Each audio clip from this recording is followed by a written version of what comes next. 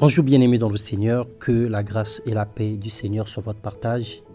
Bon dimanche à tous dans la présence de Dieu. Paix à tous les bien-aimés du Seigneur. Nous bénissons son nom pour son amour infini, pour sa merveilleuse grâce qu'il ne cesse de faire couler dans nos vies. Ce matin, nous allons partager la parole de Dieu. Bienvenue dans notre partage Living Word. Le thème de notre méditation, chaque chose a son temps, et nous parlerons du temps de jugement. Ecclésiaste 11, le verset 9, la partie B, la Bible déclare « Marche dans les voies de ton cœur et selon les regards de tes yeux, mais sache que pour tout cela, Dieu t'appellera en jugement. » Dieu est un bon juge, mais aussi un bon Père. Durant toute notre vie ici-bas, le Seigneur nous parle, nous avertit des jours de sa colère. Il nous prépare pour des temps à venir et il veut que nous soyons tous sauvés et que nous puissions parvenir à la connaissance de la vérité. Il veut que nous ayons le salut pour le rejoindre dans le ciel.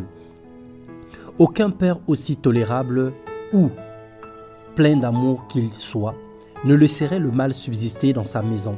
Il usera certainement de patience, mais un jour, il finira par prendre une décision et punir les enfants rebelles et malfaiteurs pour leur redresser et pour leur corriger.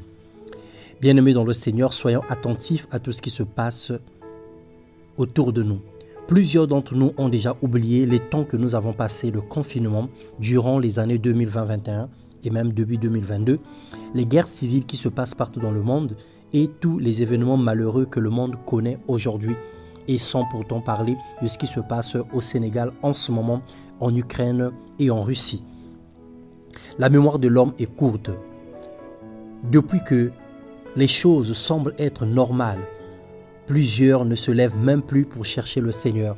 Nous avons connu des moments où tous les jours les gens priaient, les gens imploraient Dieu matin et soir, les gens cherchaient la face de Dieu parce qu'il y avait des morts partout dans les hôpitaux.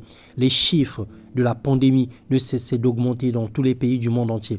Nous avons eu des grincements de dents, nous avons eu des tremblements dans nos corps, nous avons eu la peur bleue.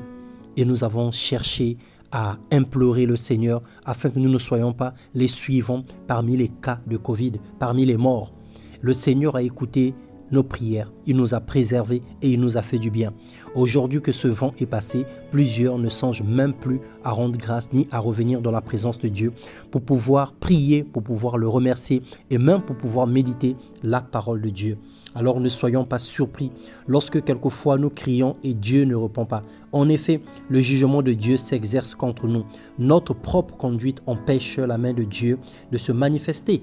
Ésaïe 59, le verset 1, la Bible déclare « La main de l'Éternel n'est pas courte pour toucher, ni son oreille dure pour entendre, mais ce sont nos crimes, nos fautes qui nous séparent quelquefois de Dieu. » Et le psaume 143, 8, la Bible dit « Fais-moi dès le matin entendre ta bonté, car je me confie en toi. Fais-moi connaître le chemin où je dois marcher, car j'élève à toi mon âme. » David avait coutume tous les matins de chercher le Seigneur, de lui recommander sa journée et de lui demander l'orientation.